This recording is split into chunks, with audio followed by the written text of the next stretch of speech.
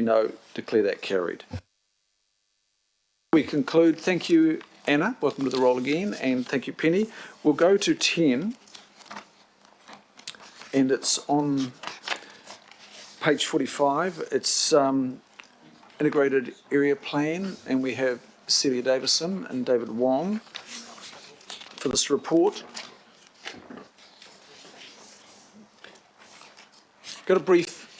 Yes. We've got a brief presentation. We've got a brief presentation, yes. So I just wanted to mention that this is an ongoing piece of work which was we were endorsed to do a spatial planning program by the Planning Committee in August 2017, and it was to deal with a larger planning program for doing spatial work along the corridor between the city and Mangere. We have finished looking at a corridor study and done that background work. And that background work has also helped to inform the work that UDG has been doing on their SDS, on their spatial design strategy, but it's also helped to inform this work. So I'll just pass over to David to say what we're doing now. Through the chair, before I briefly provide an overview of this report, I'd just like to acknowledge we have Nicola Mockery from the Urban Development Group in attendance. This report is seeking the approval to develop an integrated area plan for the Albert Eden and Puketapapa local board areas, and also to approve the review and, if needed, the update of the Mangere Tahu area plan for part of the Mangere Tahu local board area. So I've prepared a very brief presentation to give you context and triggers for why we're doing this area planning work.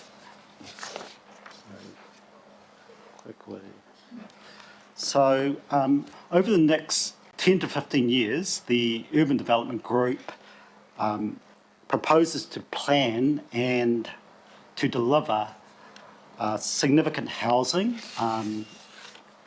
and for Mount Roskill, it's replacing approximately 2,500 state houses with up to 10,000 new homes.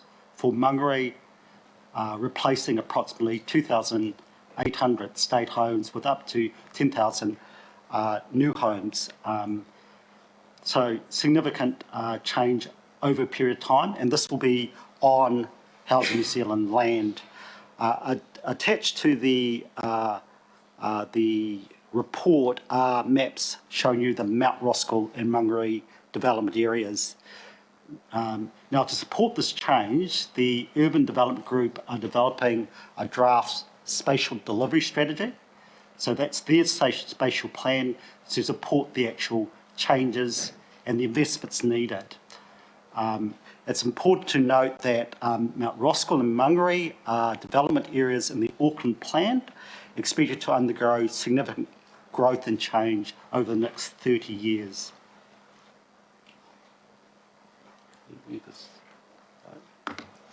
This slide is just to give you a feel for what's proposed in the draft spatial delivery strategy. It's to provide guidance on the staging and delivery of housing and infrastructure in the Eden, Albert, Puketapapa and Mangere areas. The Urban Development Group have been consulting when they're in the development of their spatial plan, and that's been with council staff, mana whenua, infrastructure providers, such as Auckland Transport Watercare, and Crown agencies such as the Ministry of Education. The draft spatial plan will provide suggested projects, estimated budgets, and identify whether further studies are required. It's now a point of time when there is a need to have that conversation with the wider community on the actual thinking and the spatial plan. And so very much the approach to the area planning is to, in terms of the developing the integrated area plan, is to work with the Albert Eden and Puketapapa local boards, community, mana whenua, and the Urban Development Group, and to actually build on the work that's the Urban Development Group has already undertaken to develop their spatial plan. And in terms of reviewing the existing Māngere Tahu area plan, that's to look at what's been provided in the draft spatial delivery strategy and seeing whether there is a need to provide any update. But it's important, once again, this is about engaging and getting advice and direction from the community, the local board, and mana whenua. So the next two slides are really about the key steps and an indication of timing. This is for developing the integrated area plan. And because of the elections, we're proposing for this year to undertake review of information. So there's been a lot of information that's been available, and to undertake community consultation early next year.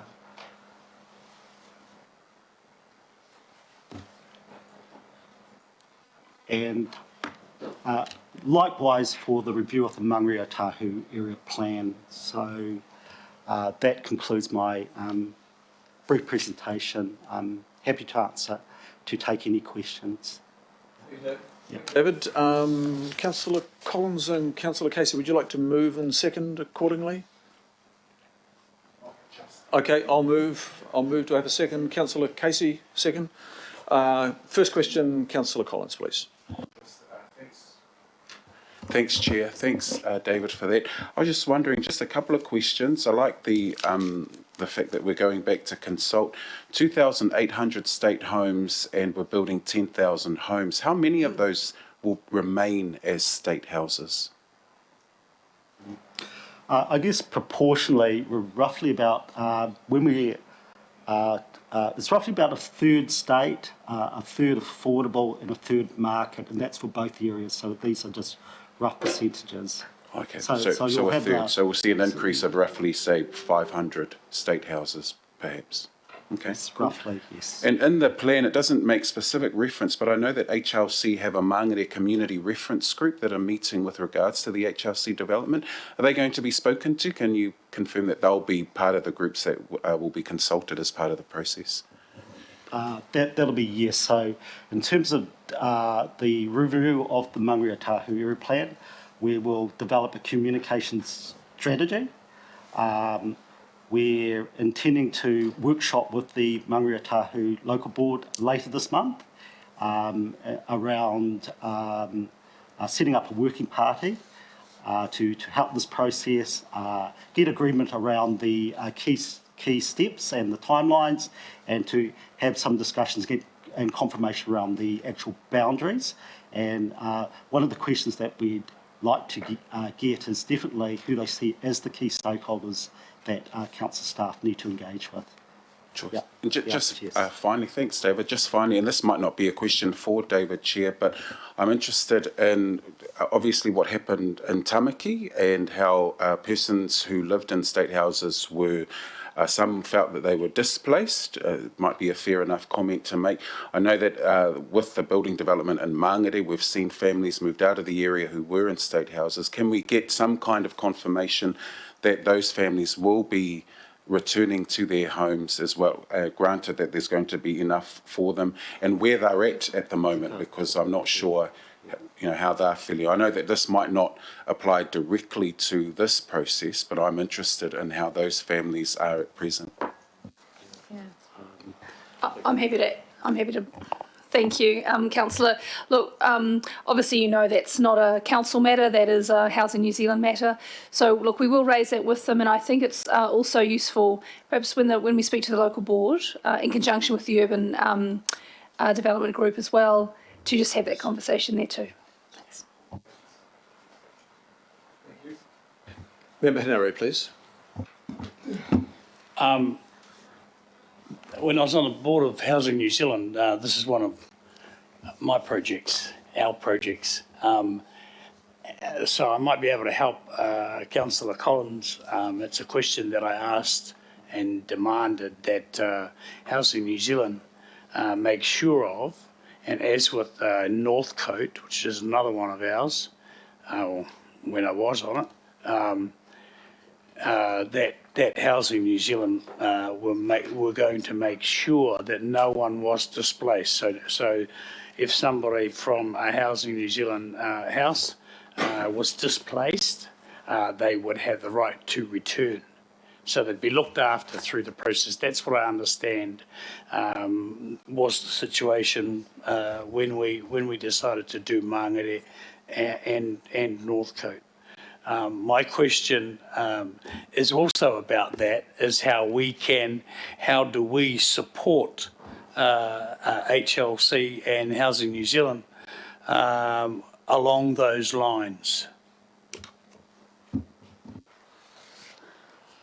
Is it, look, as maybe you could answer that one briefly. I know that this work is happening, but I think we can't really answer that, but I think it's just something that we do need to keep aware of as we move through the process. We will be working closely with the UDG or the Urban Development Group, and we'll be talking about that as we move through, because that'll probably come through from the engagement that we do. We'll probably have to pick that up when we do it.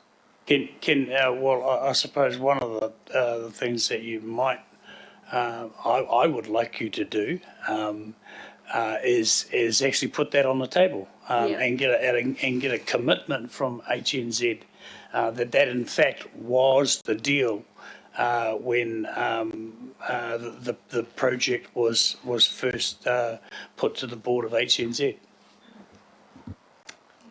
Okay, yeah, we can Thank note you. that, yeah. Councillor Casey? Yeah, I'm seconding this because I support the integrated management plans. I think it's not just about building houses, it's about building resilient communities and finding out what the needs of the communities are, so that we respond to their needs. My question, though, relates to calling the area Mount Roskill. And people, it's one part of it is Mount Roskill, but another part is Roskill South, and another part is Owairaka, and there's other parts that are called other things. I think you need to change that even before you go out for consultation, because I'll tell you that's an issue already. It covers both the Faux Board, the Albert Eden Local Board, and the Puketapapa Local Board. And you just need a better name. Why not just call it Albert Eden Puketapapa, which is the ward name? That does it. Yes, well, we have actually, we are proposing that it be called the Integrated Area Plan for Puketapapa and Albert Eden.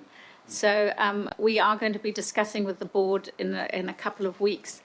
We're going to be defining a boundary that's not exactly the same boundary as the one that's shown in the map today.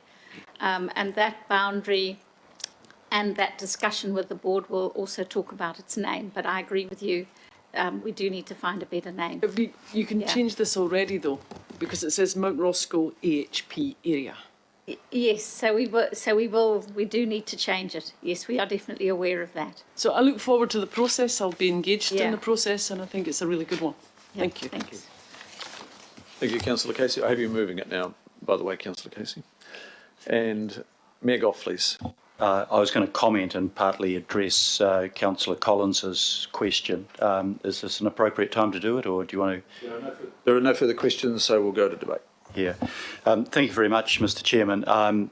First of all, I really welcome this. I was at the start of the process actually in Mount Roskill, in the Waipuki Tapapa area, and the houses that were being knocked over, I know intimately. I've knocked on the doors many, many times. Are tired, and they're not up to the standards of what people would expect to live in as social housing today.